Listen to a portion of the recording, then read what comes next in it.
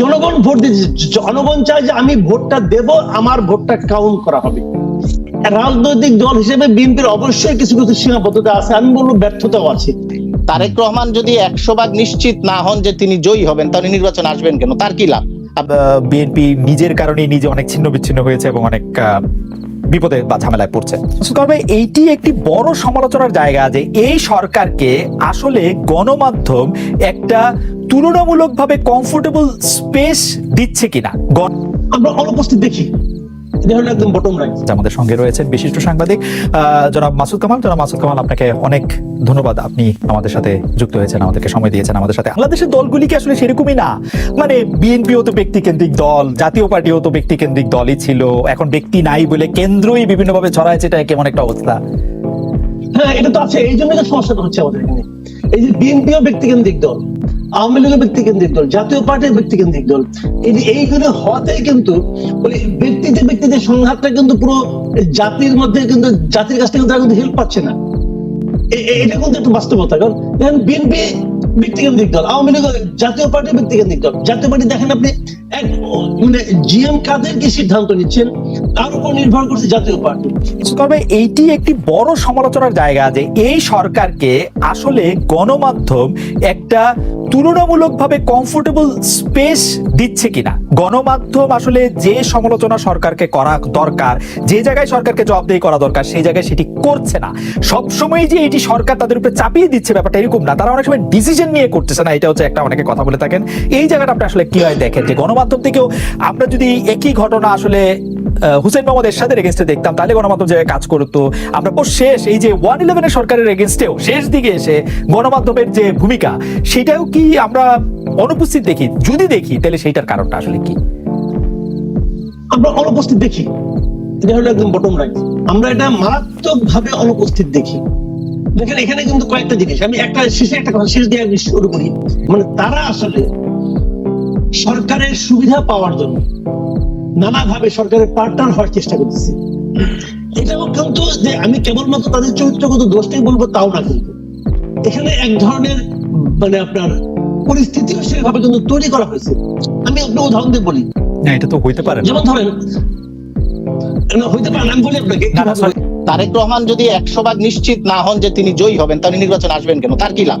আপনার যদি নিশ্চিত না হয় 100 আসন বা 120 আসনও যদি অপোজিশনে থাকে, তার কি লাভ? সে তো দেশে ফিরতে পারতেছে না।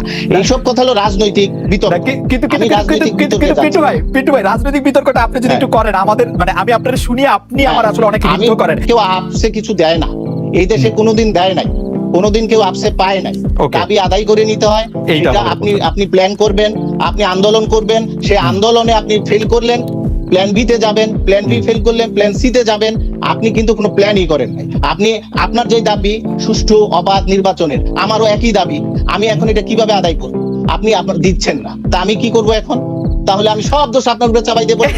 বাংলাদেশের রাজনৈতিক সংস্কৃতিটা আপনাকে আমি একটা বলি, একটা জিনিস আপনি লক্ষ্য করবেন, বাংলাদেশের নির্বাচন, বাংলাদেশ না আপনার, এই যে 47 সাল থেকে আসেন, 47 সাল থেকে 2023 সাল পর্যন্ত আপনি বলেন তো একবারের উদাহরণ দেখাতে পারবেন এই 54 নির্বাচন ছাড়া একটি রাজনৈতিক দল নির্বাচনে পরাজিত হয়ে আরেকটি রাজনৈতিক দলের কাছে ক্ষমতা হস্তান্তর করেছে? দেখান আপনি আমাকে উদাহরণ। ওকে, একটা পাবেন না। 54 পেয়েছেন, 70 পান নাই। পিন্টু ভাইয়ের এই বক্তব্যটি জি আপনি শেষ করেন প্লিজ।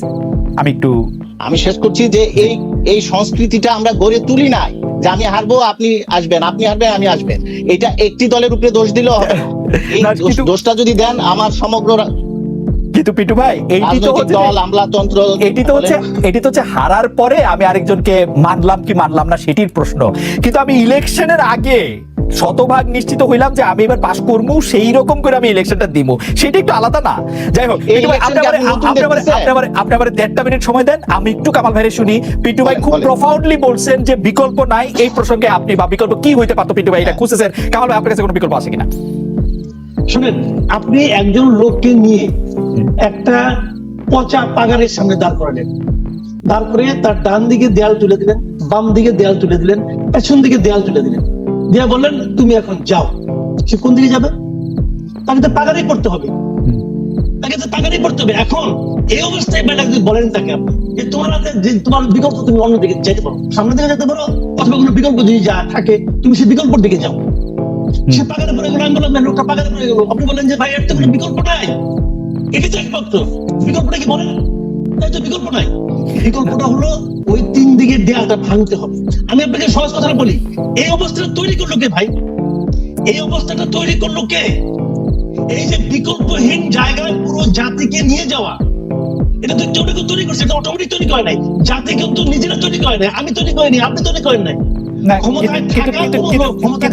কিন্তু কামাল ভাই, আমি সরি, আমি একটু বিনয়ের সাথে জানতে চাই যে আপনি যখন করবেন যে তৈরি করেছে কে, তাইলে কি আপনি এই প্রশ্নটার জবাব আসলে দিতে পারেন একটা ব্যক্তি বা একটা দল রে?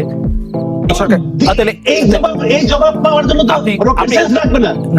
এই সরকারি পুরো জাতিকে আজকে এমন একটা জায়গায় নিয়ে এসেছে যে আপনার পক্ষে এইটা ছাড়া কোনো বিকল্প চিন্তাও করতে দেবেন আপনাকে। ওই যখন আপনি চিন্তা করতে বলবে বলো তোমার বিকল্প কি আছে? আরে এই অবস্থায় আপনি আনলেন কেন রে ভাই? আচ্ছা ঠিক আছে, আপনার বক্তব্য এখানে পরিষ্কার। আপনি এই সরকারকে এই জায়গায় নিয়ে আসছে বলে আপনি একদম সরাসরি বলছেন, আপনাকে ধন্যবাদ। আপনি একদম স্পষ্ট বলছেন, আপনার দেয়াল ভাঙার কথা বলছেন, এখানে বিকল্প হচ্ছে পাগারে পড়ার থেকে দেয়াল ভাঙা। এই ব্যাপারে আপনি কি আর প্র্যাকটিক্যাল একটা দুইটা কথা বলতে পারেন যে আসলে মেটাফোর না বলে যে ওটাই কি করবে, কার কাছে দিবে, এটাও যদি একটু বলতেন তাহলে আমরা একটু পিন্টুর কাছে জিজ্ঞেস করতাম। আমি বলি আপনাকে, হ্যাঁ দেখেন এটা তো একটা রাজনৈতিক সমস্যা, ঠিক কিনা? এই রাজনৈতিক সমস্যাটা এটার কি সমাধানের পুরো চেষ্টা করা হয়েছে?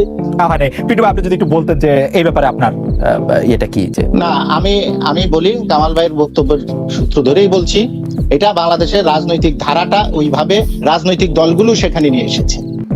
রাজনৈতিক দলগুলো, বিএনপি নিজের কারণে নিজে অনেক ছিন্ন বিচ্ছিন্ন হয়েছে এবং অনেক বিপদে বা ঝামেলায় পড়ছে। শুনেন, ফুটবল খেলায় না যে দল হারে তার দোষের শেষ নাই, যে দল হারে তার দোষের শেষ নেই। এখন বিএনপি পারে নাই, বিএনপির দোষ তো অনেক পাওয়া যাবে। রাজনৈতিক দল হিসেবে বিএনপির অবশ্যই কিছু কিছু সীমাবদ্ধতা আছে, আমি বলবো ব্যর্থতাও আছে, কারণ আমরা যারা সাধারণ মানুষ আছি। যেমন আমি পার্সোনালি আমার কথা বলি, আমি সবসময় বলি আমি কিন্তু ভাই বিরোধী দলকে ভালোবাসি। এটা আমার কথা। কেন ভালোবাসি? কারণ আমি মনে করি আমার যা চাহিদা, আমার যা মানে দাবি, সেটা সরকারের কাছে, সেটা আমার কথা তো সরকার শুনবে না, আমার কণ্ঠস্বর হয়ে বিরোধী দল সেটা উচ্চারণ করবে। অতএব বিরোধী দলের উপর আমার ভালোবাসাও বেশি, তাদের কাছে আমার প্রত্যাশাও বেশি। সেটা যখন না হয় আমি হতাশ হই। এটা একটা কথা। একটা দলের দাবিকে জনগণের দাবিতে অনুবাদের কথা যেটা বলা হয়, সেইটার ক্ষেত্রে আপনি কি মনে করেন যে বিএনপির দাবিটা যে জনগণের দাবি বা জনগণ যে এটার মধ্যে সম্পৃক্ত হবে, সেইটাতে কি বিএনপি আসলে খুব সফল হয়েছে বা জনগণও মনে করতেছে যে বিএনপির দাবিটা আসলে লেজিট? এখানে বলি আমি একটা কথা, সেটা হলো জানেন, বিএনপির দাবি এবং জনগণের দাবির মধ্যে আমার বিবেচনায় খুব একটা পার্থক্য নাই। কারণ মূল দাবিটা কি জানেন? তারা ভোট দিতে চায়, জনগণ ভোট দিতে, জনগণ চায় যে আমি ভোটটা দেব, আমার ভোটটা কাউন্ট করা হবে, এটি জনগণ চায়। আর বিএনপিও এটাই চায়, বিএনপি অন্য কারণে চায়। বিএনপি মনে করে যদি জনগণ তার ভোটটা দিতে পারে ঠিকঠাক মতো, তাহলে বিএনপি নির্বাচনে জিতে আসবে। এটা হলো বিএনপির ধারণা। এই জন্য বিএনপি এটা এখন চায়। এটার মধ্যে আমি কোনো পার্থক্য দেখি না, যেটা মোটামুটি একই রকম দাবি। আর সরকার জানে যে যদি আমরা একটা নিরপেক্ষ অবাধ ভোট দিয়ে দেই, তাহলে তাদের অবস্থা খারাপ হয়ে যাবে। এটা সরকার জানে, ভালো মতো বুঝে।